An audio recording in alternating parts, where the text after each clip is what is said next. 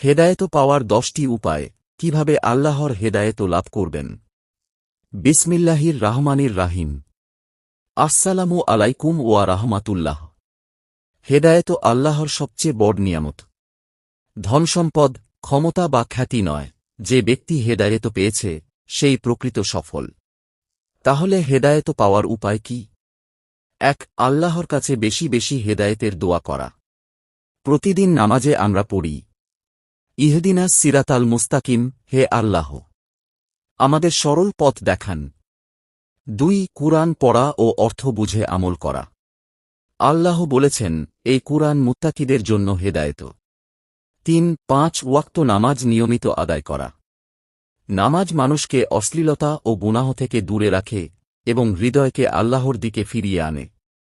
4. গুনাহ থেকে তাওবা করা। গুনাহ মানুষের অন্তরকে অন্ধকার করে দেয়। আন্তরিক তাওবা হেদায়েতের দরজা খুলে দেয়।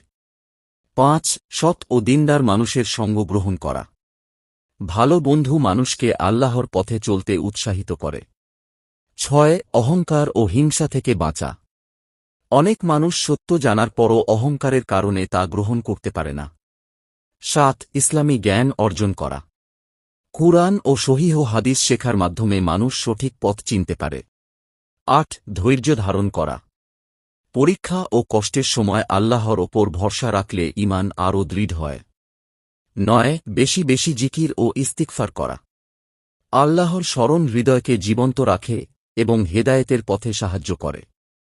10. যা জানেন তা অনুযায়ী আমল করা। শুধু জ্ঞান অর্জন নয়, সেই জ্ঞান অনুযায়ী জীবন পরিচালনা করাই হেদায়েতকে স্থায়ী করে। হেদায়েতও একদিনে আসে না। আল্লাহর কাছে আন্তরিকভাবে চাইতে হয়, কুরআনের আলো চলতে হয় এবং নিয়মিত নেক আমল করতে হয়। আল্লাহ আমাদের সবাইকে সঠিক পথে অটল থাকার তৌফিক দান করুন, আমিন।